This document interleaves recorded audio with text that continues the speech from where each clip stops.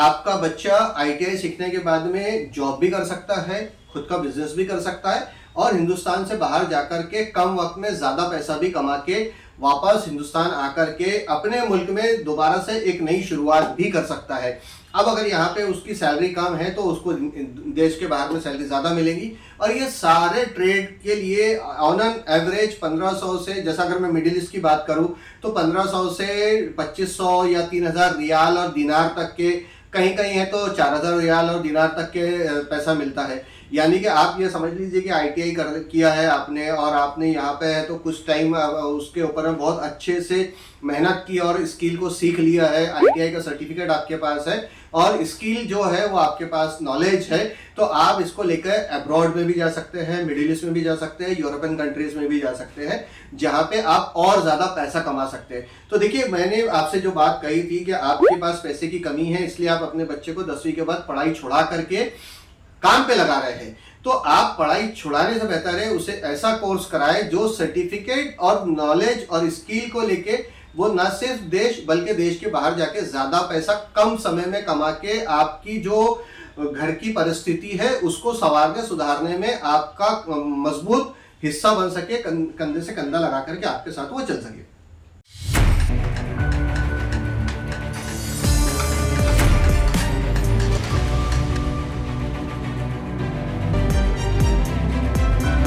तो दोस्तों, आईटीआई की तरफ जब हम देखते हैं तो ये भी हम देखते हैं कि 1 साल के कोर्स और 2 साल के कोर्स होते हैं। अब इसमें भी 2 कैटेगरी होती है, एक होती है टेक्निकल कैटेगरी और एक होती है नॉन टेक्निकल कैटेगरी।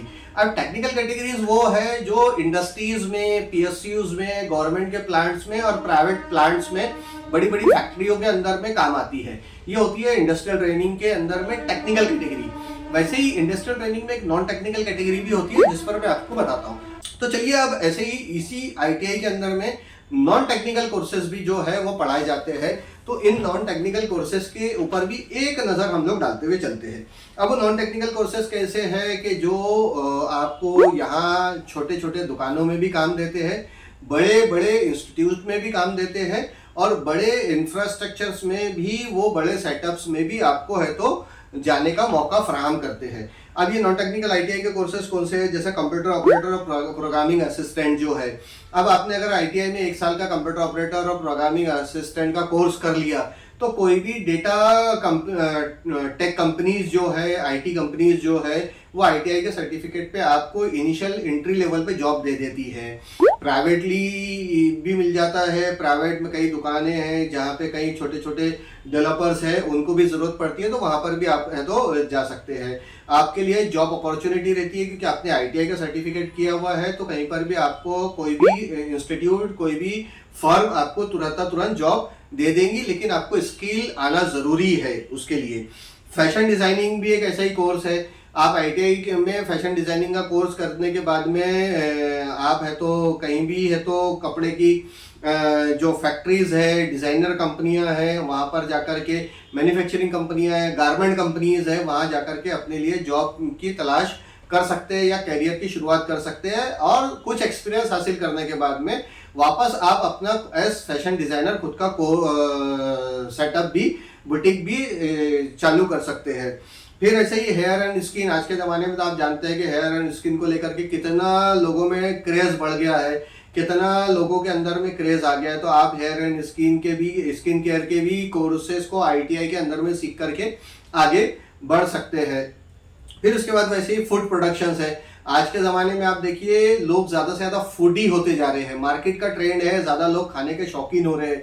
तो जैसा जैसा खाने के शौकीन हो रहे हैं वैसा वैसा फूड्स के जो सेटअप्स हैं वो भी डल रहे हैं, फूड्स मैन्युफैक्चरर्स भी मार्केट में आ रहे हैं और फूड चेन्स भी मार्केट में आ रही है। जब ये फूड चेन्स और फूड सेटअप मैन्युफैक्चरर्स मार्केट में आ रहे हैं तो फूड प्रोडक्शंस के अंदर में आपके लिए वेरियस अपॉर्चुनिटीज है।